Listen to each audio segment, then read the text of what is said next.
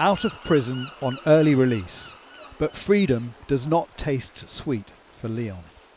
To understand why, we're going to walk through 24 hours of his life. Because I was released 5 weeks early, the probation or the housing didn't have no inkling that I was going to be released, so there was nothing really set up for me. So basically, since I've been released from custody, I've been living on the streets, mate. I did find somewhere to stay, but they were heroin users, so I ended up back on heroin. I ended up then... And how long had you been clean? For about 3 years off the heroin. So coming out of prison was the thing that got you back on heroin? Well, coming out of prison and having nowhere to stay, yeah. Before you knew it, I had a habit again, Jason. And before you knew it then, I was shoplifting then to fund my habit. Leon was jailed for a fray in June, released homeless in July, re-jailed for shoplifting in September, and released again 2 weeks ago. How much longer before he's back inside? Do you have any stuff? No, this is nothing, absolutely nothing. And these stuff I had to take today, to be honest. I stole them, yeah. You stole it today? Yeah, I stole it today, yeah. Both, all the top? Well, this top by here and this top by here, yeah. So just to have some clean stuff. I haven't even got no boxer shorts on, look. Yeah. Do you know what I mean? I know it's embarrassing, but this is how I got to live, do you know what I mean, but? Yeah. So you've got nothing? Nothing at all, but. I got my toothbrush by here, look. Oh. Toothbrush and things, this is all I've got to my name, but. That's it? Yep. A wash bag in your pocket? Yep, that's it, but, yeah. So where are we going now? We go into where I set up this little fire last night. It's in a park area, it is. So I snapped all these up then, put them on top. Did you have like little firelighters that you put in there? Yeah. So you thought, come up here, come up here, it's a bit secluded. Yeah. Not many people use by here, and then try to get it going. It went for about 20 minutes. Because the wood just hasn't burnt at all, has it? No, some of it did at the bottom. I think the wood was still damp from the day before. The thought of prison is more appealing when living on the outside is literally outside. If it gets much colder, I'm thinking of doing something just to go back in, because I've done a winter before and it's horrific. And you were thinking about doing something last night? Yeah, I was thinking of like smashing a window or acting all drunk in the sorry just to go to the police station to get a hot meal and a blanket to stay somewhere safe. I'd rather be in jail than live like this much longer. Where are you going to stay tonight? I haven't got a clue, mate. I haven't got a clue. Bit of sugar for energy, innit? Wow, how many sugars? 6. Thanks for the coffee, old guys. As night falls, he comes up with a plan. What's the time now? Most people hate waiting the night in A&E, but for Leon, it's a potential refuge from the cold. How are you feeling? Oh, I'm feeling really low tonight, to be honest, Jay. A bit depressed, like, I've come up now, I'm going to sit in there. I'm exhausted, like, I'm fed up with this life, do you know what I mean? I am. I don't see a way out of it, I don't, Jay. Do you know what I mean? I've had enough of it, like, I'm trying my best. So it's about 6:30 and it really rained very hard last night, but we're just off to see Leon. Hopefully he got to stay the night in the hospital. Bridgend was just waking up. We'd given Leon a coat and a hat to keep warm, but thankfully he wasn't out on these wet streets. We meet in Greg's. Medics had given him some sleep medication and allowed him to stay on the benches of A&E. How much sleep did you get?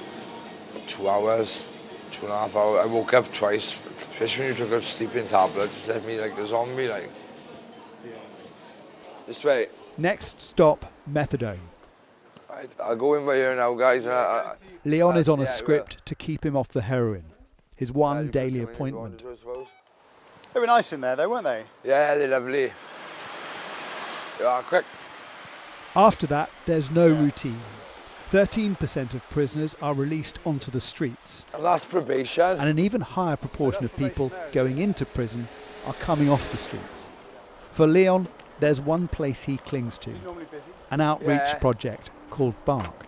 What's happening, Matt? As well as hot drinks and meals, they provide clothes and essentials and help with doctor's appointments and courses. We're not here to judge these people. We know what they do, we know what they've done, we know that, but we're not here to judge them, we're here to help them.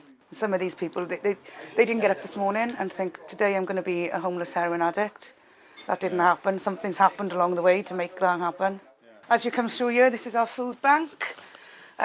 Literally, this food bank this month has been funded by staff. The staff have paid for the food Yes. bank? Right. How many tents this year do you think you've got through? More than 100, we would say, would we? I'd say. They also cook 50 hot meals a day.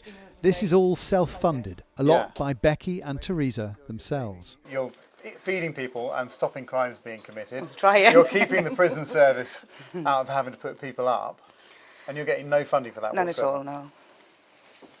Yeah. That's not great, is it? It's not. The majority of these guys are reoffending deliberately now to go back to prison because they've got nowhere to go.